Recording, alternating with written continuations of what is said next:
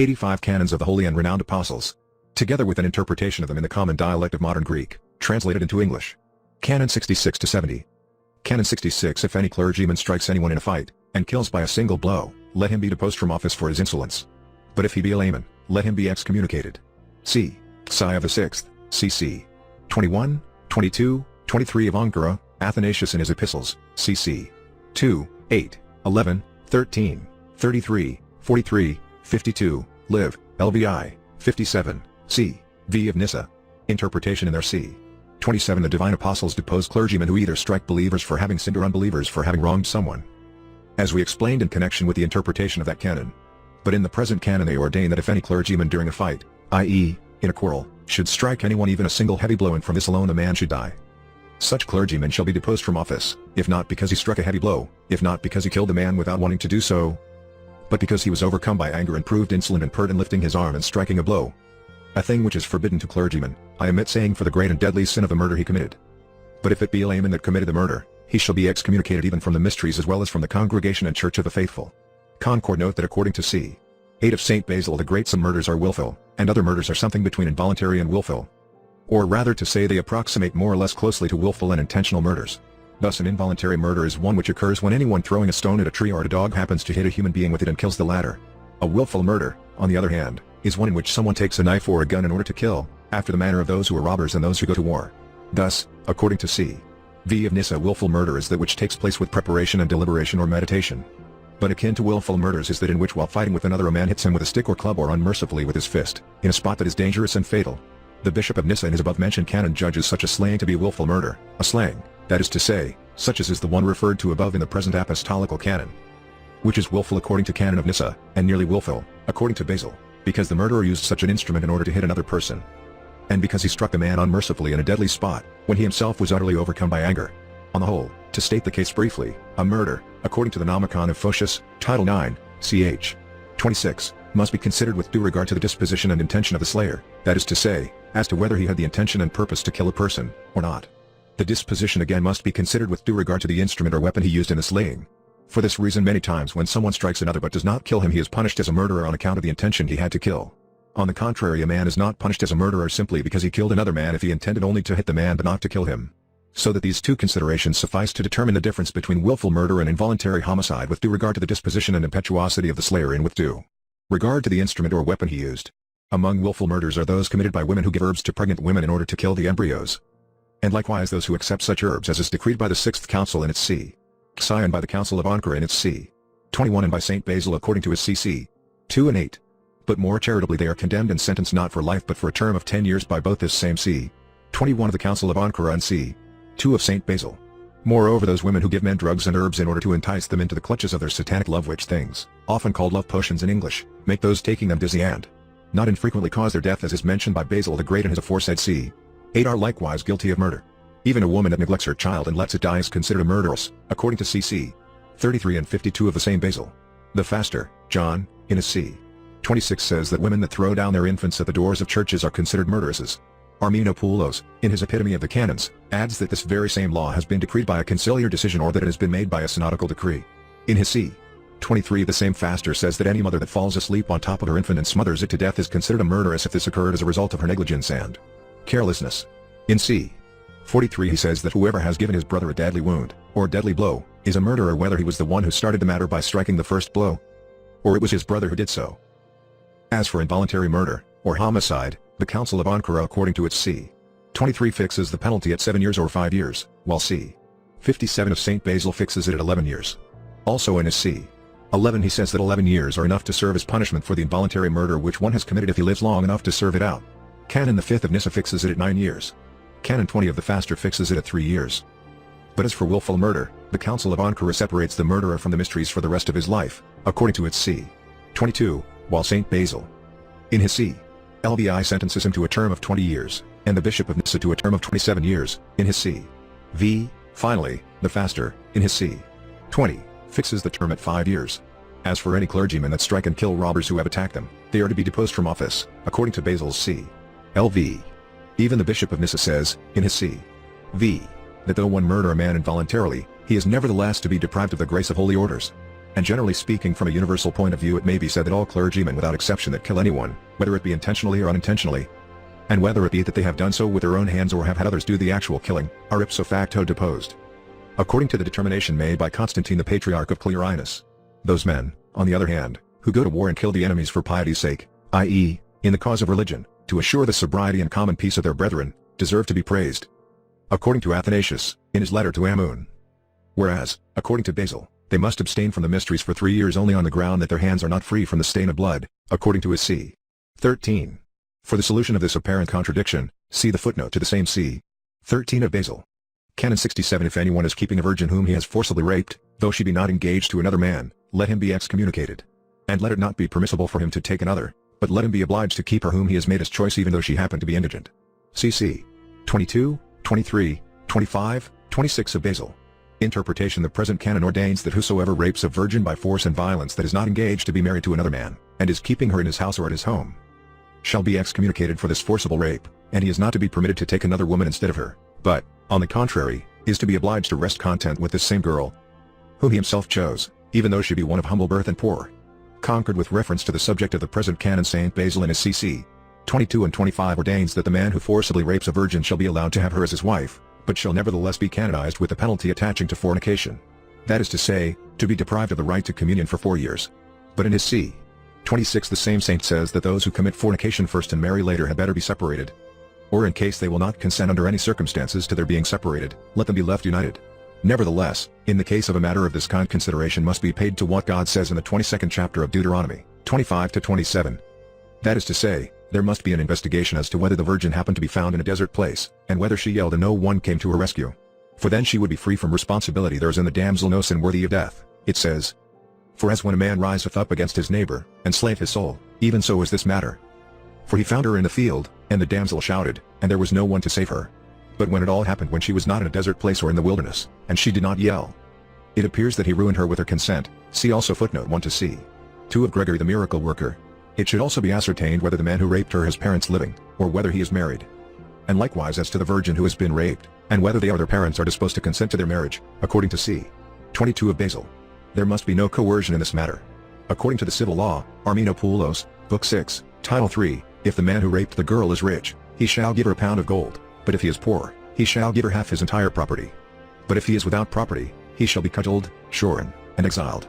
But if any man should ruin a girl before she is of proper age, that is to say, before she has become 13 years old, he shall have his nose cut off, and shall give half of all his wealth to the ruined girl. Ibid. Canon 68. If any bishop, or presbyter, or deacon accepts a second ordination from anyone, let him and the one who ordained him be deposed, unless it be established that his ordination has been performed by heretics. For those who have been baptized or ordained by such persons cannot possibly be either faithful Christians or clergymen. App. cc. 46, 47, c8 of the first, c7 of the second, c95 of the sixth, and cc. 57, 77, and c of Carthage. Interpretation. For one to be ordained twice may be understood in different ways. Either because the one ordained has come to hold in contempt the one who ordained him, or because he thinks that he may receive more grace from the one who has ordained him the second time, on the ground that he has greater faith in him, or for some other reason. Hence the present canon ordains that if any bishop or presbyter or deacon accepts a second ordination from anyone, he shall be deposed from office as well as the one who performed the ordination. The sole exception is that presented in case it be proved that his ordination was performed by heretics. For all those who have been baptized or ordained by heretics are subject to the feature that this fact prevents any of them from being qualified in any way whatsoever as Christians by virtue of their heretical baptism, or rather to say, pollution, nor as priests and clergymen by virtue of their heretical ordination. On this account there is no danger whatever in baptizing such persons by orthodox priests, and in ordaining them by orthodox bishops. Hence an agreement here with St. Basil the Great in writing to the Christians of Nicopolis says, I will never count one a true priest of Christ that has been ordained and has received patronage of laity from the profane hands of heretics to subversion of the orthodox faith. Concord. Notwithstanding that the first Hecum c. in its c. 8 accepted the ordinations performed by the Novatians, and the council held at Carthage those performed by the Donatists, the fact remains that the Novatians on the one hand were not really heretics, but only schismatics, according to c. I of Basil, while, on the other hand, the ordinations of the Donatists were accepted only by the council held at Carthage on account of the great need and want which Africa had of clergymen, according to its c. 66. This is the same as saying that they accepted them economically, i.e., by way of a concession, and as a matter of necessity. That is why the council held in Italy refused to accept them, since it was in no such straits, according to c. 77 of the same council. Moreover, even the council held in Carthage, according to the terms of its c. c. required that all who ordained heretics, or who were ordained by heretics or who admitted to the privilege of holding services should be entitled to receive 10 pounds of gold as compensation for their loss of prestige and for their condescension in lending consent to such unorthodox proceedings. Actually, too, the Seventh Ecumenical Council, though it did accept the ordinations performed by the heretics called iconomics, or iconoclasts, not, however, those performed by the chief leaders of the heresy nor those performed by such of these heretics as cherished any rancor and who were not genuinely and truly repentant, as divine Teresias said, but only ordinations performed by the followers of the chief leaders of the heresy and of those who are truly and genuinely repentant. Concerning which see the interpretation of the letter of Athanasius the Great to Rufianus, and those who had been ordained by them and who held the orthodox faith they did not reordain, as appears from its first act, but it did this economically because of the great multitudes of economics that was then in evidence. Just as the Second Ecumenical Council accepted the baptism performed by some heretics, as a matter of economy, i.e., by way of accommodation, as we have already said. Hence, in view of the fact that it did not make this temporal and circumstantial economy a definition, i.e., a definitive rule, it cannot be said to conflict with the present apostolical canon. Why, even the Patriarch Anatolius was ordained by the heretic Dioscus and his heretical synod, and even Saint Meletius of Antioch was ordained by Arians, according to Sizomenus, Book 4, ch. 28, and many others were ordained by heretics and were thereafter accepted by the orthodox leaders. But such examples are relatively rare and occasional and due to the circumstances of the case, and they lack canonicity. Anything, however, that is due to circumstances and that is a rarity is not a law of the Church, both according to c. 17 of the first and second and according to Gregory the theologian, and also according to the second act of the council held in St. Sophia and according to that legal dictum which says, whatever is contrary to the spirit of the canons cannot be drawn upon as a model.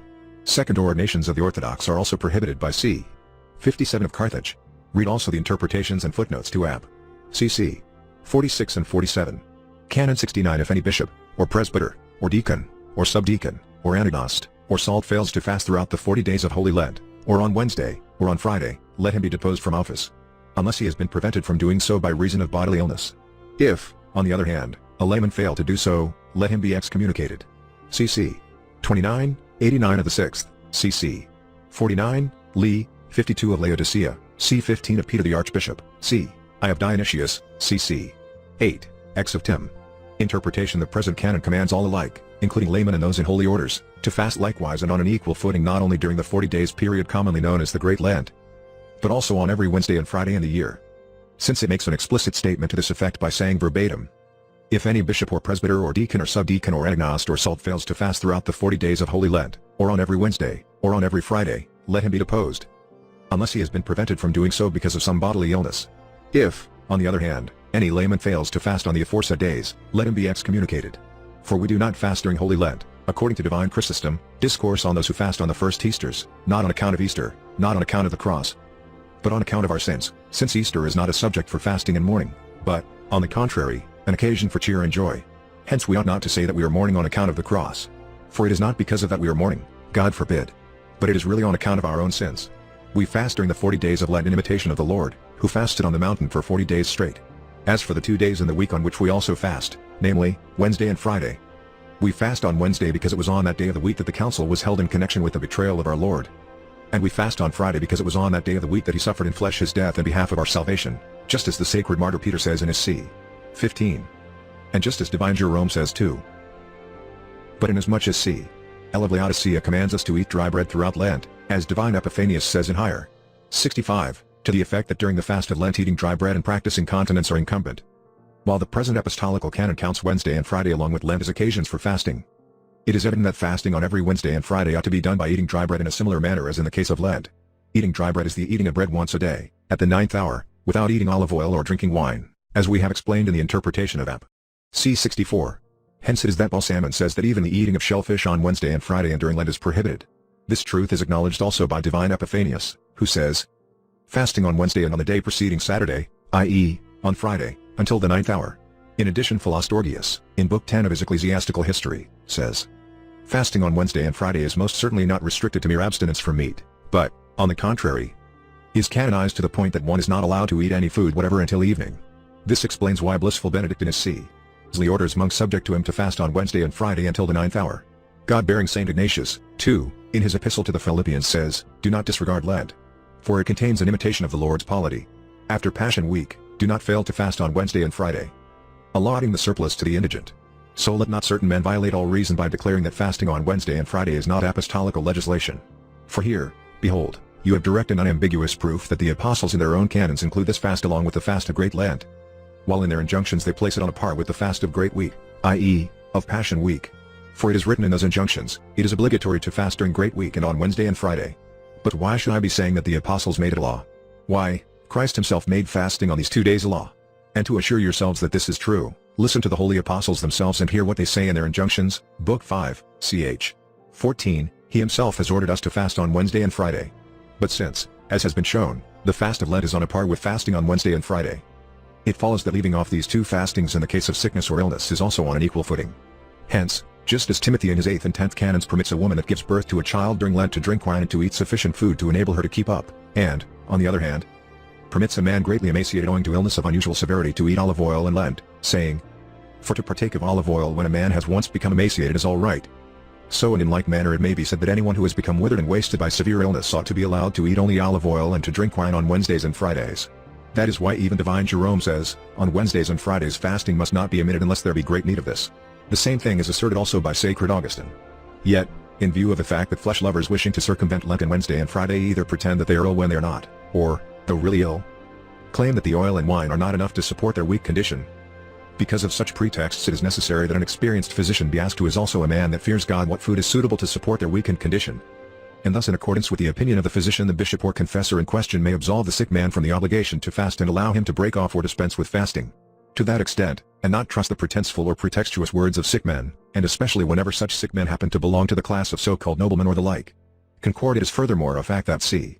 49 of Laodicea says that no complete liturgy should be celebrated during Lent, and its c.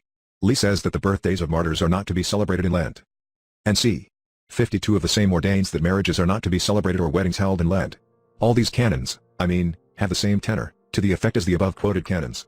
For they too lend confirmation to the necessity of fasting and to the mournful tone of Lent. For all which reasons marriages are not permitted in the midst of it nor birthday celebrations, because they imply a state of joyfulness and of laxity. Hence in conformity with this the 6th Ecum. C. In its c. 89 ordains that we should pass the days of Holy Passion with fasting as well as prayer and contrition of heart, showing that fasting alone is insufficient to be of benefit. As Chrysostom says, Hom.